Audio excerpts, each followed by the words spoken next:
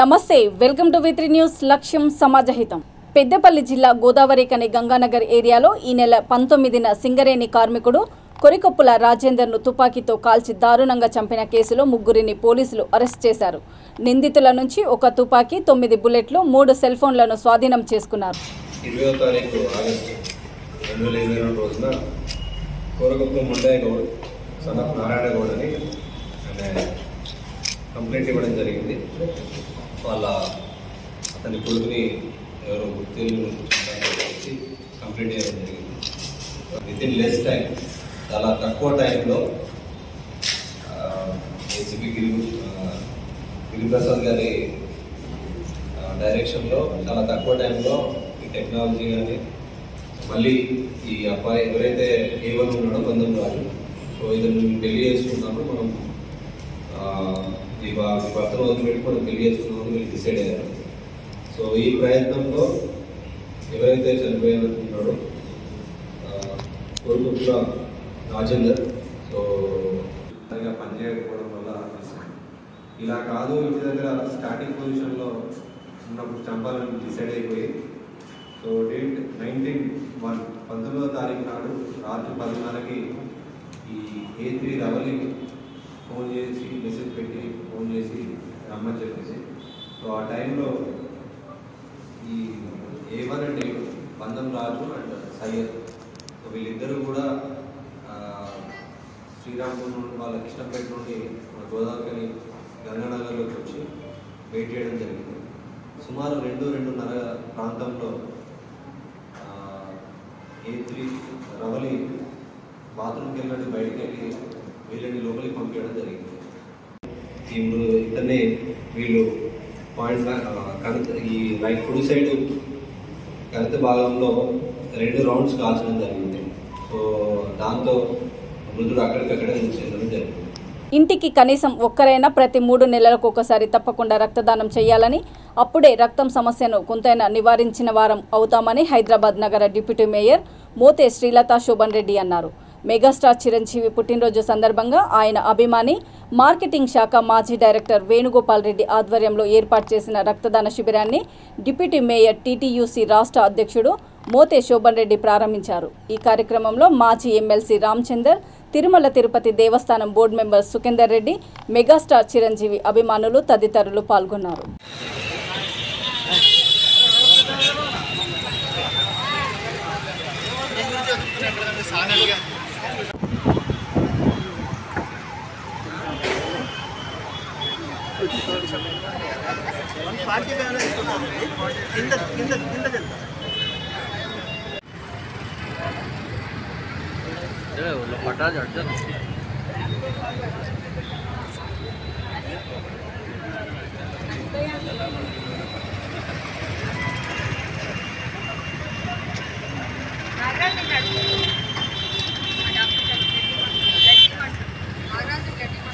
India ఆరవెల్స్ Maan power company వందలాది నిరుద్యోగుల దగ్గర డబ్బులు తీసుకొని నెదర్లాండ్స్, కెనడా దేశాలలో ఉద్యోగాలు ఇప్పిస్తానని మోసం చేసిందని ప్రముఖ న్యాయవాది కావేటి శ్రీనివాస్ ఆరోపించారు. సోమాజిగూడ ప్రెస్ క్లబ్లో జరిగిన విలేకరుల సమావేశంలో ఆయన మాట్లాడుతూ, తెలంగాణ, ఆంధ్రప్రదేశ్, తమిళనాడుతో పాటు దేశవ్యాప్తంగా పలు రాష్ట్రాలలోని లోకల్ న్యూస్ పేపర్లలో వాట్సాప్ మెసేజ్ల ద్వారా వందల సంఖ్యలో నిరుద్యోగులను మోసం చేశారని ఆరోపించారు. ఈ విషయమై నిరుద్యోగులు పోలీసులను ఆశ్రయించినా న్యాయం జరగలేదని, అందుకే తాము హ్యూమన్ రైట్స్ కమిషన్ను ఆశ్రయించామని అన్నారు.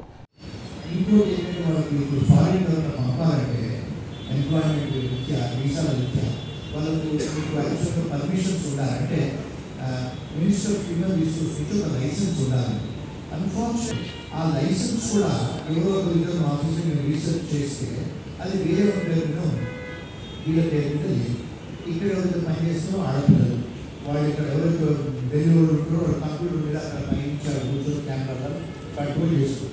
ఈ బ్యాంక్ అకౌంట్ వాడు బ్యాంక్ అకౌంట్ ఉండదు. ఈ అకౌంట్లో పైసలు వేసిన వల్ల ఒక టైం తీసేస్తుంది బ్యాంకులకి.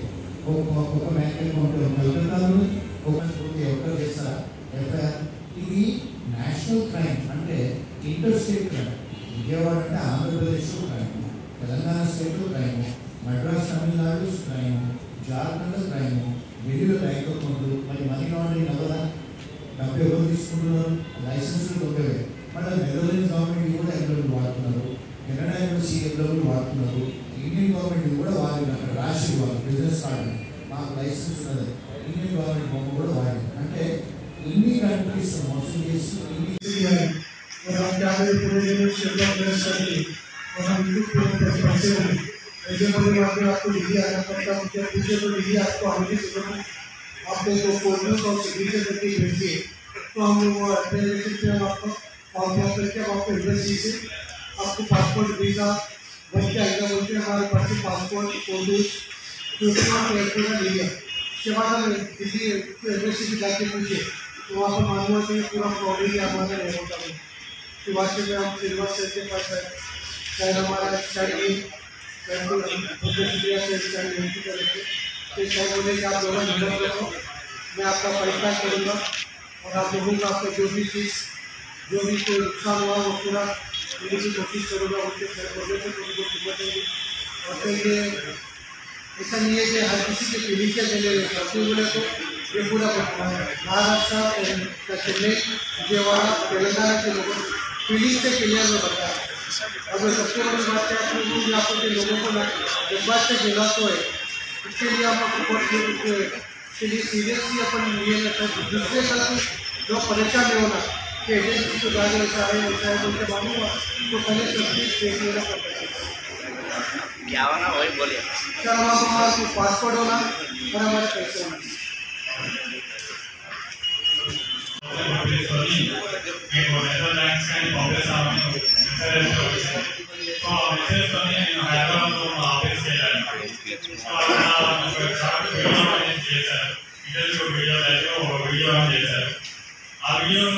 ఎవరైతే న్యూఢిల్లీలో ఉన్నారో వాళ్ళ పంపించి ఒకే ఇంటర్వ్యూలో సక్సెస్ అయ్యారు, మీ ఇంటర్వ్యూ కాల్ అనేది వస్తుంది అని చెప్పారు. దాని తర్వాత ఇంటర్వ్యూ అయిన తర్వాత ఇంటర్వ్యూ కాల్ వచ్చింది. సో దాన్ని నేను అటెండ్ చేశాను. దాని తర్వాత మాకు ఎంప్లాయ్మెంట్ లెటర్ అని ఒక జాబ్ లెటర్ అనేది పంపించారు. అది పంపించిన తర్వాత 1-2 వీక్స్ తర్వాత మీరు ఎంబసీకి వెళ్ళాల్సి ఉన్నది. అప్పుడు 65,000 మీరు అమౌంట్ ఇప్పుడు కట్టాలి, ఎంబసీలో 30,000 కట్టాలి. మీరు ఢిల్లీకి రావాల్సిన లేదు, మేమే చూసుకున్నాము. మీరు 95,000 కట్టేస్తే మీకు మళ్ళీ ఒక 1-2 మంత్స్లో మెడికల్ అనేది ఉంటుంది. ఆ మెడికల్ అయిన తర్వాత మీరు నెదర్లాండ్స్ అనేది వెళ్ళిపోవచ్చు. దాని తర్వాత ఏమన్నారు, అక్కడికి వెళ్ళినాక 1 మంత్ శాలరీ పంపించాల్సి ఉంటుంది అని చెప్పారు.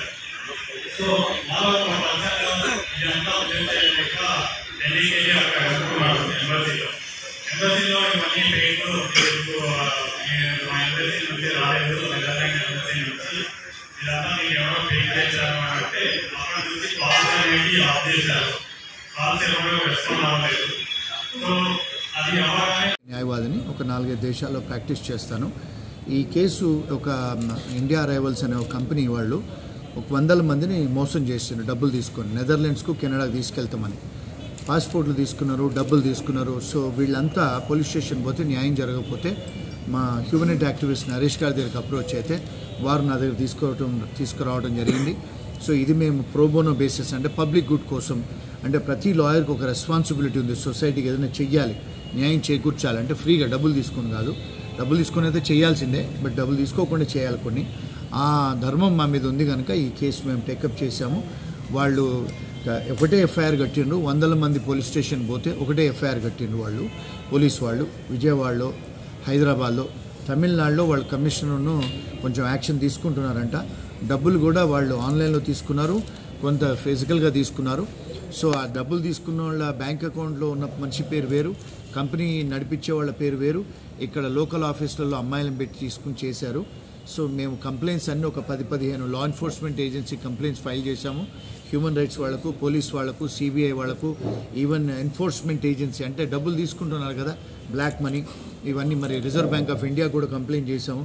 మరి బ్యాంక్ అకౌంట్స్ ఎవరివి, మరి ఎవరు ఆధార్ కార్డ్స్ వాడి చేశారు. ఇప్పుడు ఈ పాస్పోర్ట్లు అన్నీ చిక్కుపోయాయి.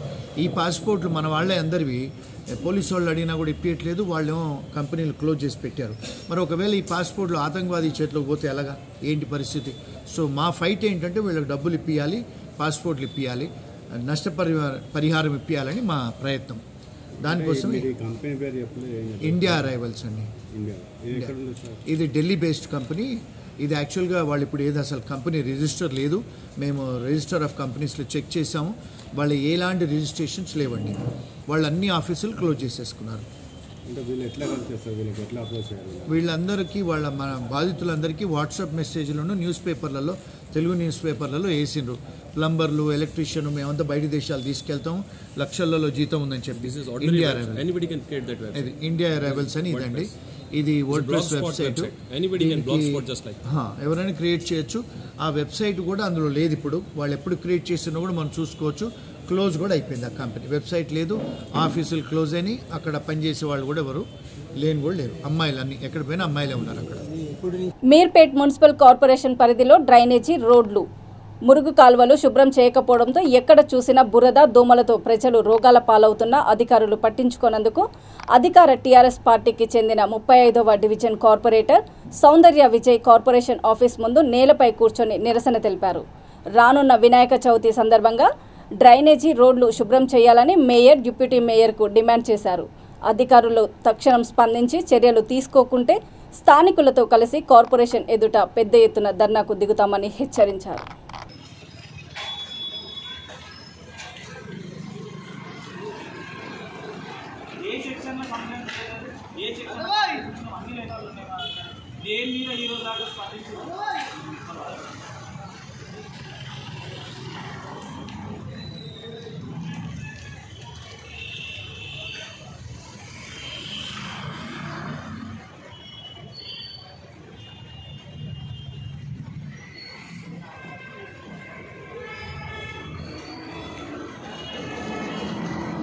డ్రైనేజీలు పగిలిపోయి అక్కడక్కడ మురికి నీళ్ళు అన్నీ అట్లనే ఉండిపోయినాయి. మట్టి కుప్పలు ఎత్తారు.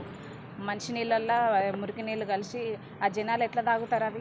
అవి చిన్న చిన్న సమస్యలు పట్టించుకోమన్నా కానీ ఇక్కడ ఈ సిబ్బంది వీళ్ళు ఎవ్వరు కూడా పట్టించుకోలేదు. ఒకరికి చెప్పమంటే ఇంకొకరికి చెప్పమంటారు. అందుకనే ఇక్కడ వచ్చేసి మేము ఈరోజు నిరసన వ్యక్తం చేశాను. ఈ సమస్యలపైన మీరు మేయర్కు, డిప్యూటీ మేయర్కి ఏమైనా సమాచారం ఇచ్చారు? చెప్పడం జరిగింది కానీ వారు దీనిపైన ఎటువంటి మాకు చర్యలు తీసుకోలేదు. కమిషనర్ గారితో మేము మాట్లాడాము. ఏం చెప్పింది కమిషనర్? వారం రోజుల్లో మాకు ఇస్తామని హామీ ఇచ్చారు కానీ ఈ వారం రోజుల్లో లేకపోతే ఈ లేనగర్ ప్రాంతంలో ఉన్నటువంటి జనాలను తీసుకొని మేము వాళ్ళకి ఏం సమాధానం చెప్పట్లేదు కాబట్టి వాళ్ళనే తీసుకొని ఇక్కడ వచ్చి ప్రజల సమస్య కాబట్టి ప్రజలనే వచ్చి వాళ్ళతో అడుగుపిస్తాము. ఇక్కడ పెద్ద ఎత్తున ధర్నా చేస్తాం కూడా మేము. పెద్దపల్లి తహసీల్దార్ కార్యాలయం ఎదుట నిరవధిక సమ్మె చేపట్టిన వీఆర్ఏలు దీక్ష శిబిరం నుండి ఎల్లమ్మ చెరువు వరకు బతుకమ్మలతో ర్యాలీ నిర్వహించారు.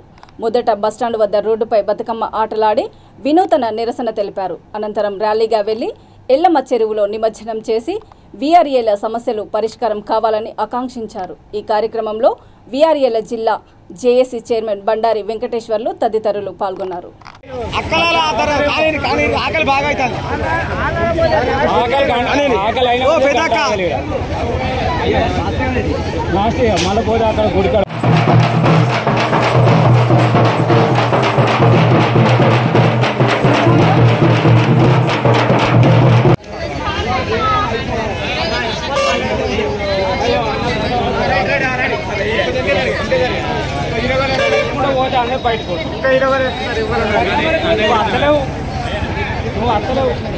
నల్గొండ జిల్లా త్రిపురారం బాబుసాయిపేట క్రాస్ రోడ్డు సమీపంలో రోడ్డు ప్రమాదం చోటు చేసుకుంది. ద్విచక్ర వాహనాన్ని కారు ఢీకొనడంతో ముగ్గురికి తీవ్ర గాయాలయ్యాయి. వివరాల్లోకి వెళ్తే మిర్యాలగూడ మండలము గురువారిగూడెంకు చెందిన గోలి విష్ణు, మేకల సైదమ్మ, చిన్నారి మౌనిక పండగ నిమిత్తము వచ్చారు. రాత్రి సమయంలో ద్విచక్ర వాహనంపై తిరిగి వెళ్తూ ఉండగా నాగర్ కర్నూలుకి చెందిన కారు వేగంగా ఢీకొట్టింది. ఈ ప్రమాదంలో గోలి విష్ణు, మౌనికకు గాయాలయ్యాయి. సైదమ్మ పరిస్థితి విషమంగా ఉండడంతో క్షతగాత్రులను అంబులెన్స్లో ఏరియా ఆసుపత్రికి తరలించారు. కారును పోలీసులు స్వాధీనం చేసుకున్నారు.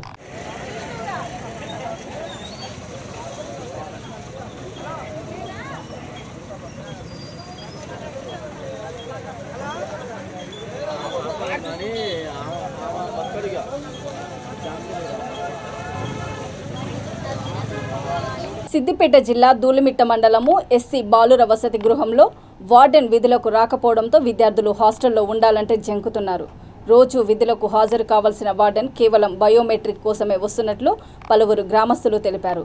జిల్లా సాంఘిక సంక్షేమ అధికారి హాస్టల్ను సందర్శించి వార్డెన్పై చర్యలు తీసుకోవాలని వారు కోరుతున్నారు. గతంలో విధులకు వార్డెన్ డుమ్మా కొడుతున్నారని హాస్టల్ ముందు ధర్నా చేసిన సందర్భాలు ఉన్నాయి.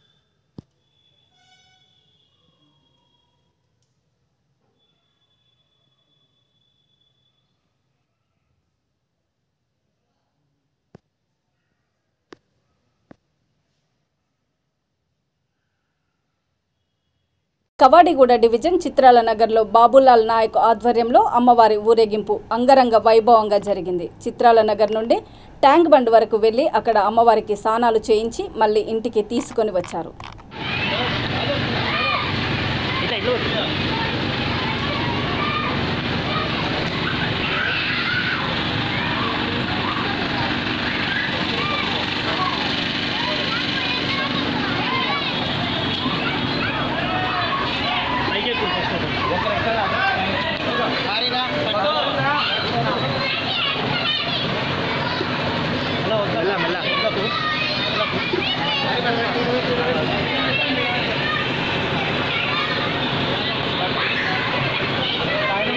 అమ్మవారికి కళ్యాణము.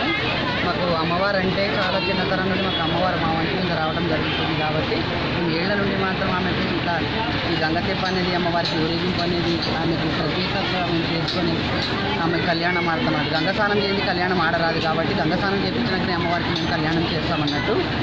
ఇప్పుడు దాదాపు అయితే నేను చేయబట్టి కూడా ఇప్పుడు 20 సంవత్సరాల పైన అయిపోతుంది.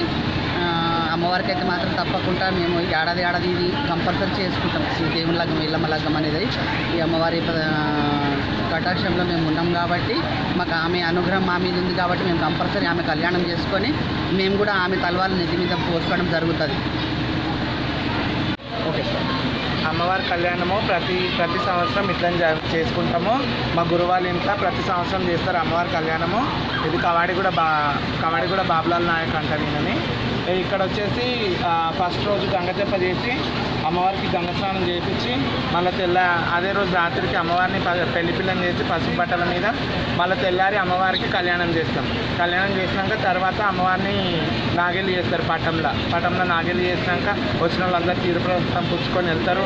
అమ్మవారికి కొడు బియ్యాలంటూ కానుకలు అంటూ అన్నీ సమర్పించుకొని వెళ్తారు. అమ్మవారి కళ్యాణం చేయడం ముఖ్య కారణం ఏంటంటే మా ఇంటి ఇలవేల్పు ఎల్లమ్మ తల్లి అన్నమాట. మా ఇంటి ఇలవేల్పు ఎల్లమ్మ కాబట్టి మేము అమ్మవారిని ఇంటి ఆడపిల్లలాగా భావించి సంవత్సరం కళ్యాణం చేస్తాం అమ్మవారికి. అట్లనే బోనాలు కూడా సమర్పిస్తాం. గ్రామ దేవతలందరికీ బోనాలు సమర్పించుకున్నాక అమ్మవారికి కళ్యాణం చేస్తాం. చూస్తూనే ఉండండి V3 న్యూస్. లక్ష్యం సమాజహితం. నమస్తే.